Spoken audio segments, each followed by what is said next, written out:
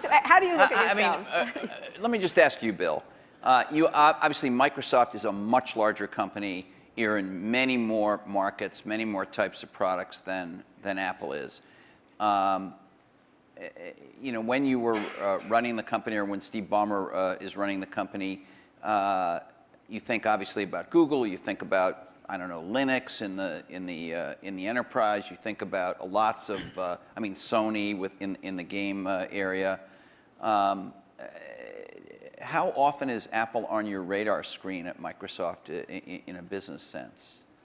Well, they're on the radar screen as an opportunity, and in a few cases like the Zune, that if you go over to that group, they think of Apple as a competitor. They love the fact that Apple's created a gigantic market, and they're going to try and come in and contribute something to that. And we love them because they're all customers.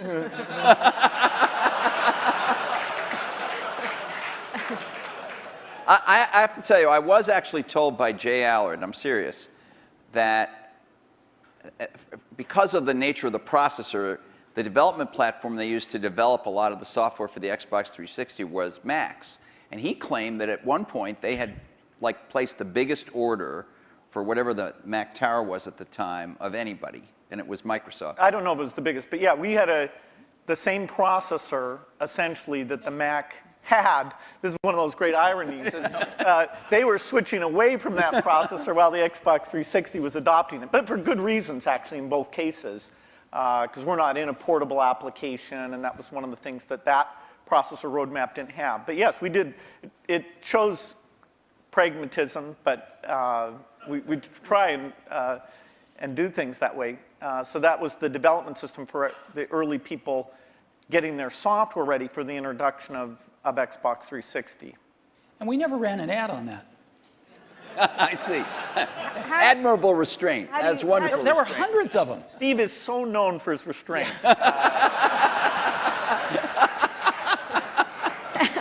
How do you look at Microsoft from an Apple perspective? I mean, you compete in computers and. You could say you don't compete. The era of destructive whatever whatever you said in 1997, but you think you're consciously aware of what they're doing with Windows. You followed Vista closely, I think. What's really interesting is, and we talked about this earlier today, if you look at the reason that the iPod exists and that Apple's in that marketplace, it's because these really great Japanese consumer electronics companies who kind of owned the portable music market for a long, invented it and owned it, couldn't do the appropriate software. Couldn't conceive of and implement the appropriate software. Because an iPod's really just software. It's software in the iPod itself, it's software on the PC or the Mac, and it's software in the cloud for the store. And it's in a beautiful box, but it's software. If you look at what a Mac is, it's OS 10, right? It's in a beautiful box, but it's OS 10.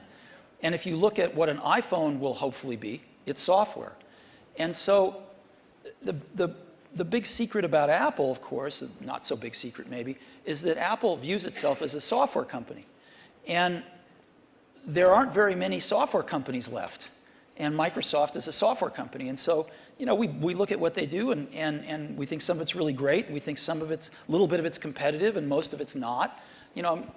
We don't have a belief that the Mac is going to take over 80% of the PC market. We're really happy when our market share goes up a point. And we love that, and we work real hard at it. But Apple's fundamentally a software company, and there's not a lot of us left, and Microsoft's one. But you may be fundamentally a software company, but you've been known, at least to your customers and to most journalists, as the company that kind of pays a lot of attention integrating software and hardware. Alan Kay, Microsoft has made some recent moves to be a little more like that. Obviously not in your core biggest businesses, but with Xbox and Zune and the Surface computing a device we saw today is another example. These aren't markets that hold up in size to Windows or Office, but they're some of your more recent initiatives. Are the company's approaches to this Alan Kay had urging a little? Or Alan Kay had a great quote back in the 70s, I think. He said, people that love software want to do their own hardware. Well, Bill loves software. No, I can resist that. The question is, are there markets where the innovation and variety you get is a net positive? The negative is that in the early stage, you really want to do the two together. So you want to do prototyping and things like that, really is one thing. And then let's take the phone market. We think we're on 140 different kinds of hardware. We think it's beneficial to us that even if we did a few ourselves, it wouldn't give us what we have through those partnerships. Likewise, if you take the robotics market, very undeveloped. We have over 140 all tiny volume robots using Microsoft software, and the creativity, building toys, security things, medical things. We love the innovation and the ecosystem that's going to grow up, who knows when, but we're patient, around that, and we'll have a great asset with this robotic software platform. So there are things like PC, phone, and robot where the Microsoft choice is to go for the variety. Apple's great. For them, they do what works super well for them.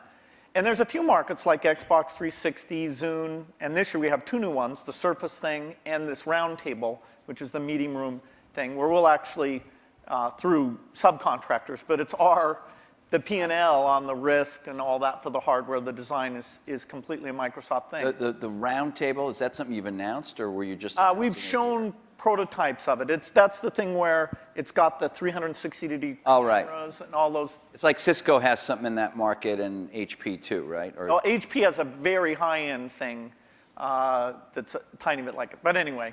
All right. Do you ever regret, was there something you might have wanted to do differently? And maybe you feel like this happened after you left Apple. Something you might have done differently where you could have had a much bigger market share for the Mac? Well, before I answer that, let me make a comment on Bill's answer there, which is, it's very interesting in the consumer market and the enterprise market, they're very different spaces. And in the consumer market, at least, I think one can make a pretty strong case that outside of Windows on PCs, it's hard to see other examples of the software and hardware being decoupled working super well yet. It might in the phone space over time. It might. But it's not clear. It's not clear. You can see a lot more examples of the hardware-software coupling working well. And so I think this is one of the reasons we all come to work every day is because nobody knows the answer to some of these questions, and we'll find out over the coming years. Maybe both will work fine, and maybe they won't.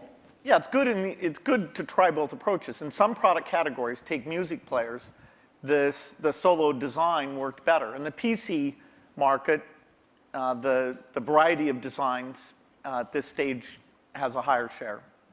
It has a higher share? Yeah, it has a lot higher share. Well, it's not that much different in music players the other way around. Is there some moment you feel like I should have done this or Apple should have done that and we could have had? You stuck to this idea of these hardware-software integration, and it's working very well now. There's a lot of things that happened that I'm sure I could have done better when I was at Apple the first time, and a lot of things that happened after I left that I thought were wrong turns, but it doesn't matter. It really doesn't matter, and you kind of got to let go of that stuff, and we are where we are. So we tend to look forward, and one of the things I did when I got back to Apple 10 years ago was I gave the museum to Stanford and all the papers and all the old machines and kind of cleared out the cobwebs and said, let's stop looking backwards here. It's all about what happens tomorrow. And because you can't look back and say, well, gosh, I wish I hadn't gotten fired. I wish I was there. I wish this. I wish that. It doesn't matter. And so let's go invent tomorrow rather than worrying about what happened yesterday. Let's talk about, we're going to talk a